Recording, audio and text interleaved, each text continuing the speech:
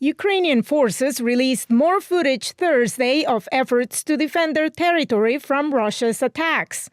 The question of whether the war has reached a stalemate was raised to White House National Security Advisor Jake Sullivan during his appearance on the ABC News Network. You're seeing Ukrainian forces, in fact, make progress both in the east and the south. We said before this counteroffensive started that it'd be hard going, and it's been hard going. That's the nature of war, but the Ukrainians are continuing to move forward. As Sullivan emphasized the Biden administration's commitment to provide Ukraine with the weapons it needs, U.S. Treasury Secretary Janet Yellen, who is visiting India, talked about other measures being taken to weaken Russia's belligerence. We will also continue to cut off Russia's access to military equipment and technologies that it needs to wage war against Ukraine.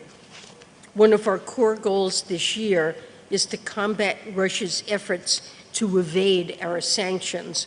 During the recent summit in Vilnius, NATO members stood by Kyiv despite not offering it a clear roadmap to join the alliance. But let's not underestimate what the Ukrainians did get out of this.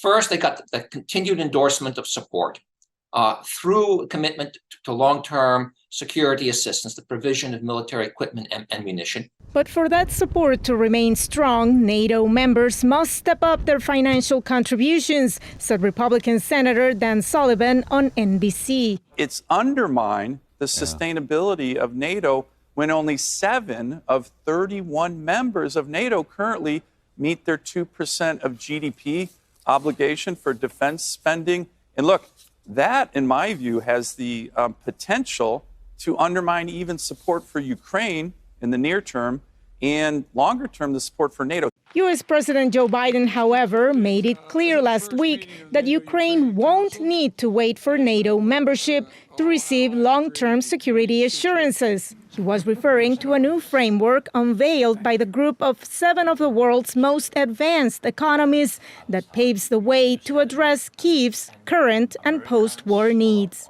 Veronica Balderas, Iglesias, VOA News, Washington.